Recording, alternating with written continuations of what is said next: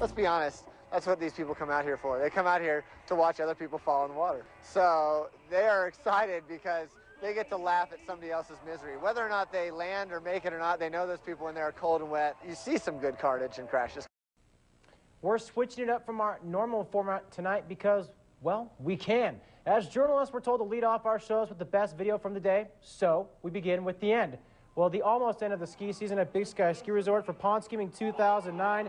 They close after tomorrow. 77 people took part this year, including Glenn Plake, who is one of the best extreme skiers in the world. This year, the pond was a double-decker. There was a short pond, then a 3-foot straight drop into a longer pool. Only an estimated 10% of people made it across both. This guy would fall into the other 90 percentile.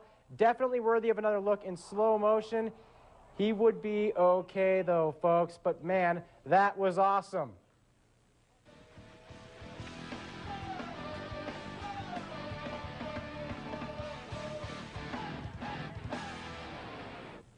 As for the News Channel's epic duel between Jake Zivin and Keith Bertog, well, you're going to have to wait until Monday to see who won the title of News Channel Pond Skiing champion.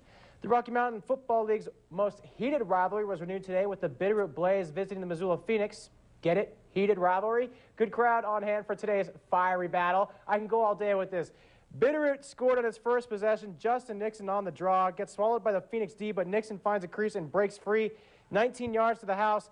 Blaze up early, 7-0. Missoula responded with a long drive that was capped off by Ben Krantz's 1-yard touchdown run, and we're tied up at 7 in the first. Bitterroot dominated from there. Shane Jurassic going up top to Adam Scolati, who goes up to make the tough catch from 39 yards out.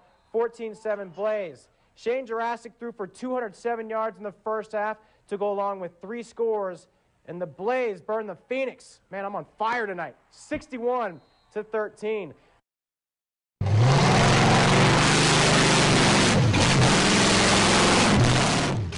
Off-roading has been around almost as long as the wheel itself, but competitive racing, be it mud bogging, tough truck competition, or just showing off your car's raw power, has seemingly flown under the radar for years. But for the sport's diehards, it's the best way to get that adrenaline fix without ending up in one of these. Big attraction about 4x4 racing, like we do, is the fact that you can't do it anywhere else in western Montana. Bryce Simpson is the president of Mountain Jacks 4x4, a local racing club responsible for organizing events all over western Montana.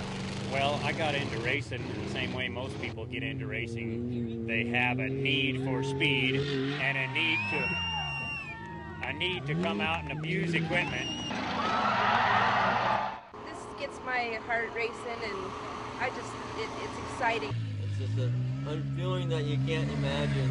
Adrenaline that makes you all excited and shaking. Not just any car can participate. There are strict safety rules for both drivers and their vehicles. That said, not even the most prepared vehicles finish every race. And if they stall out in the middle of the course, there's only one thing to do. Grab your fire extinguisher and make a mad dash for the finish line on foot. Our own Martin Ross wanted to know if it was luck or skill. Ronan head coach Steve Wohl has seen a lot in 17 years of coaching basketball. So when Mike Fisher connected on a 70-footer last week against Big Sky that didn't count, it brought back a fond memory for Wohl. It was senior night in St. Ignatius, and with 3 seconds left on the clock, and we're down 2 points, and Thompson Falls shooting at the opposite end. Gus McDonald rebounded the ball, took one dribble, and shot it from three-quarter court on senior night for the win. So it'd be the second time I've seen it. Like his head coach, Mike Fisher is also no stranger to buzzer beaters. You know, I can remember one time in 8th grade, we were at a tournament in Kalispell, and same kind of deal, you know, a couple seconds left, and I just picked it up and threw it and banked it in, and that was the same thing right before halftime. That one actually counted, which was kind of cool. But could Fisher do it again with the camera rolling? You know, I've been out here trying it, you know, the last couple of days, and I haven't been able to get close. So I think it's just the adrenaline that's running during the game that, you know, allowed somebody to do something like that.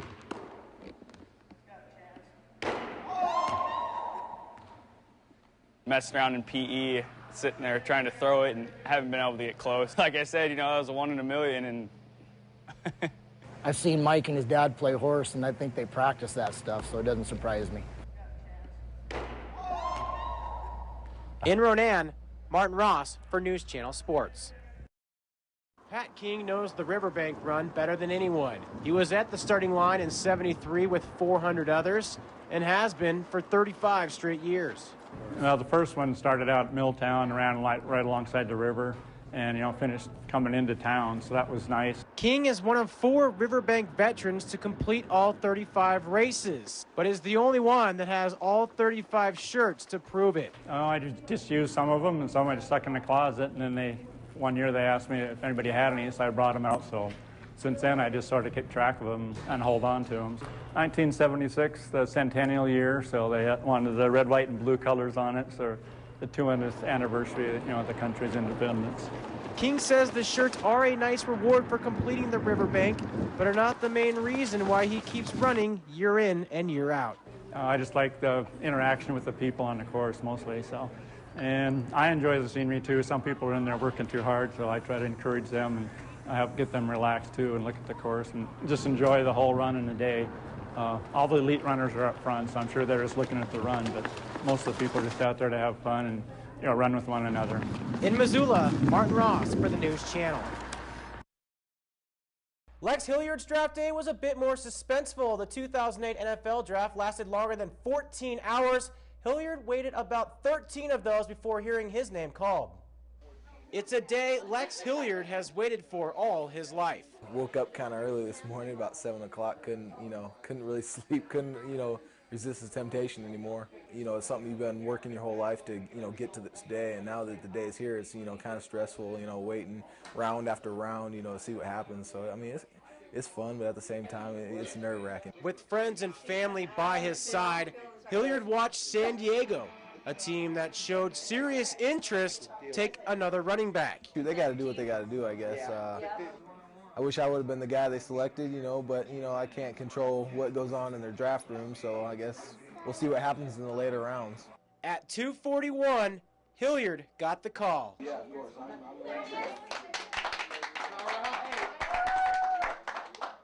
Sixth round rolled around. I went and visited the Giants. Their last 2 picks, they picked their last 2 picks, and then all of a sudden the Dolphins gets up, and I'm just like, no way. They already drafted a running back. They don't have a need for a running back. And all of a sudden I get a phone call on my fiance's phone, saying, 904 area code, and I'm like, oh, Miami's calling, and heart started beating. Didn't really know what to say. The general manager when he called. I got to call my agent. Well, Coach Bill Parcells. Bill, that's not probably too good. It's very humbling because there's a few fathers in my shoes right now today. Their kid went in the NFL and stuff, and I know how they feel now. It's a feeling that is once in a lifetime. This is the greatest day of my son's life, and I am so happy to share it with him. I am so proud of him. I can't wait to play. That's it. I mean, Dolphins my team. I'll go to the battle for them. Hilliard and Bierman will fly to their respective teams' homes Wednesday, with rookie minicamp beginning the following day.